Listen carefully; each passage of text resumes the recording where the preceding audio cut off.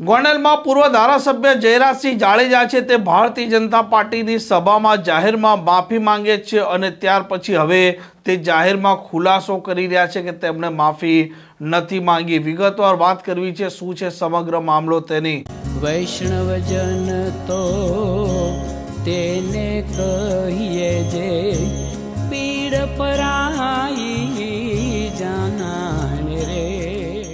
નમસ્કાર, આપ જોઈ રહ્યા છો નવજીવન ન્યૂઝ અને હું છું આપની સાથે તોફિક ગાંચી। ગોંડલમાં જે પ્રકારે કાયદો વ્યવસ્થાને લઈને અનેક વખત આમ આદમી પાર્ટીના નેતા જિગીશા પટેલ સવાલો ઊભા કરતા હોય છે। તે કહેતા હોય છે કે ગોંડલમાં ગુંડારાજ છે, ગુંડાગીરી છે અને તે પોતે તેને ખતમ કરીને જ જમશે। અને જે પ્રકારે સ્થાનિક સ્વરાજની ચૂંટણીને લઈને પણ તે ઝંઝાવાતી પ્રચાર કરી રહ્યા છે। હવે મેદાનમાં આવ્યા છે પૂર્વ ધારાસભ્ય જયરાજસિંહ જાડેજા, જે પોતે ભારતીય જનતા પાર્ટીના ઉમેદવારોને જીતાડવા માટે પણ સભાઓ ગજવી રહ્યા છે અને તે પોતે આ લોકો છે તેમના સાથે સંવાદ કરી રહ્યા છે। અને ગઈકાલે તેમણે એક સભામાં કહ્યું હતું કે આ ભારતીય જનતા પાર્ટીનો જે પ્રકારે કામગીરીમાં વિલંબ થયો છે, આ ઉમેદવારોને મત આપજો, પરંતુ ભૂતકાળમાં જે પ્રકારે કામમાં વિલંબ થયો છે તે મામલે તેમણે માફી માંગી હતી અને આજે તેમણે ફરીથી ખુલાસો કર્યો છે કે તેમણે કોઈની માફી નથી માંગી।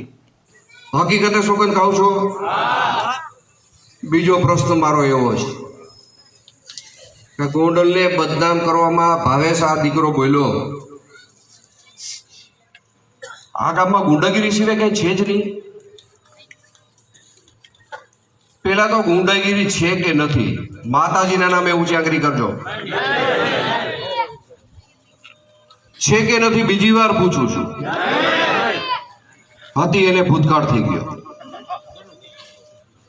બહારથી આવવા વાળા, હું નામ લઈને મારું મોઢું નહીં બગાડું ભાઈ, થોડીક વાર બંધ રાખો ને ભાઈ, એ બધું થોડીક વાર બંધ રાખો ને। આ બહારથી આવવા વાળા, હું કોઈનું નામ નહીં લઉં, તમારી ઘરે 2 વર્ષ પહેલા તમારા દીકરા દીકરી, તમારી બેન, તમારી ફઈ કોઈના લગ્ન પ્રસંગે 11 રૂપિયાનો વધાવો લખાવેલો છે? તમારી ઘરે માઠો પ્રસંગ આવ્યો હોય, તમારા આંસુડા લૂછવા માટે કોઈ આવ્યું છે? હાથ ઊંચો કરીને બોલો ભાઈ, હાથ ઊંચો કરીને આવ્યા છે? તો આવ્યા ક્યારથી? 8 મહિના, 6 મહિના, આમ તો સક્રી 2 મહિના, 1.5 મહિનો બગાસું ખાઈને પતાસું લેવું છે। તમે બધા તરબૂચ લેવા જાવ એટલે અમે ડગરી પાડો, ખબર છે ને? પાડો ને। દ્રાક્ષનો ઝુમકો હોય તો તમે જોઈખા વગરનો એક પણ દ્રાક્ષ ચાખ્યા વગરની તમે એમને ઝુમકો લઈ લ્યો, એમાં કદાચ કોઈ ખરાબ નીકળે, પણ તરબૂચ લેવા જાવ ત્યારે તમે એની ડગરી પાડો છો। મીઠું હોય તો લ્યો, મોરું હોય તો લ્યો। અમારી ડગરી બધી બાજુ પડી છે।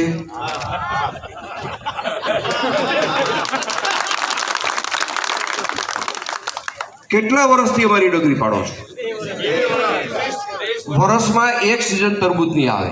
હવે આ વિદેશનું આપણે બ્રીડ આવી ગયું એટલે 2 વાર આવે, એટલે આપણે વર્ષમાં 2 વાર રાખી, વધારે નહીં ઓછે નહીં। તમે અમારા તરબૂચની ડગરી કેટલી વાર પાડી છે?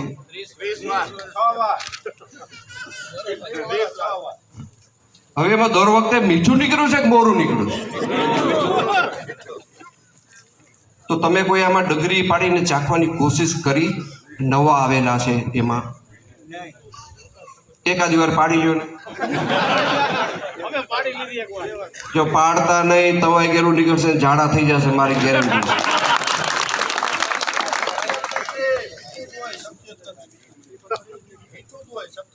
આપણું મીઠું હોય। હવે કાલે મેં તમે બધા હાઈબ્ડું હોય છે, કાલે મેં ચરખડીની સભામાં અમારા 2 કાર્યકર્તા દોડતા 24 કલાક કામ કરતા, એક તાલુકા પંચાયતના કામનો વર્ક ઓર્ડર મળ્યો। રજાના કારણે, અને એમાં અધિકારી આપણા એસો રજા ઉપર હતા, જાહેર રજા હતી, આના કારણે 2 દિવસ વર્ક ઓર્ડર ચરખડી ગ્રામ પંચાયતને મોડો મળ્યો. પેલી સભામાં મને થોડો કચવાટ દેખાડો. મારા કાર્યકર્તા માટે મારે માફી માગવી પડે, મારી ફરજમાં આવે કે ન આવે? હું જો આ પરિવારના એક વડીલ તરીકે કે તમે મને કાંઈ માનતા હો એ તરીકે હું તમારી વચ્ચે હોઉં. દાખલા તરીકે કાલે આ ગામમાં કોઈ ભાજપના 2 કાર્યકરોને મંદુક થાય તો એના વતી માફી કોણ માંગશે? એના વતી માફી હું જ માગીશ. મેં માફી માગી છે, મારા 2 દોડતા કાર્યકર્તા માટે મેં માફી માગી છે અને બળ પૂરું પાડ્યું છે. મેં કોઈ ભૂલ નથી કરી, મેં કોઈ એવી ભૂલ નથી કરી મારે માફી માગવી પડે, પણ મારા 2 દોડતા કાર્યકર્તા માટે મેં માફી માગી છે. મારી મૂળ વાત ઉપર હું આવું. ભાઈ એમ્બા, આ ગામનું સોશિયલ મીડિયા કયા ગ્રુપથી જોડાયેલું છે એ નંબર તમે લઈ લ્યો. મૂળ વાત આપણે વિકાસના કામની મારે વાત નથી કરવી. તમને બધાને સંતોષ છે ને? થવાનો છે એનો વિશ્વાસ છે ને? જરાય કાંઈ એવું જ મને મોઢે કહેજો. હું તમને ટૂંકમાં મારે બીજી વાત કરવી છે એટલે વિકાસની વાતમાં હું તમને સંપૂર્ણપણે છાતી ઠોકીને ખાતરી આપું છું. તમારા ગામનો વીજળીનો પ્રશ્ન આપણે વડિયામાં હતા, રાજાશાહી વખતથી વડિયામાં હતા, પ્રશ્ન પૂરો થઈ ગયો. 1 તારીખે કામ ચાલુ થાય છે. પાણી માટે મલાભાઈને હું અત્યારે યાદ કરું છું.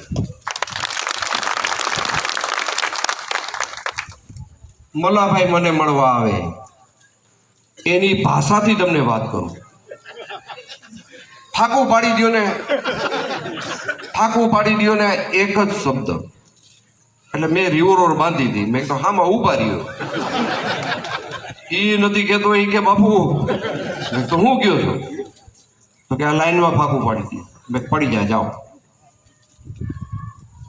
પાણીમાં તમને કોઈને આ ગામમાં બેડા સર્કસ હતું, કચરાભાઈને કાકુભાઈને યાદ હશે.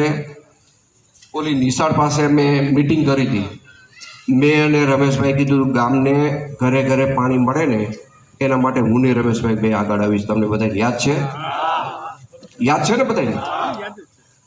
પાણી તમને સંતોષપૂર્ણ મળે છે? મળે છે? આ લાઈન છે ને ભાઈ, તમારા પાદરમાંથી જે લાઈન નીકળીને એ સ્પેશિયલ પોરબંદરની લાઈન છે. જો બધાએ ગામડાવાળા એમાં ફાંકા પાડવા માંડે મલ્લાભાઈના શબ્દો પ્રમાણે તો પોરબંદરને શું બચે? શું બચે?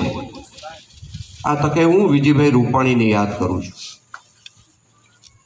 બાપભાઈ બોખીરિયા ત્યારે પ્રધાન હતા. બાપભાઈ બોખીરિયાને નહોતું ગમ્યું એટલા માટે કે મારા વિસ્તારનું કોઈ લઈ જાય તો મને સ્વાભાવિક છે ન ગમે.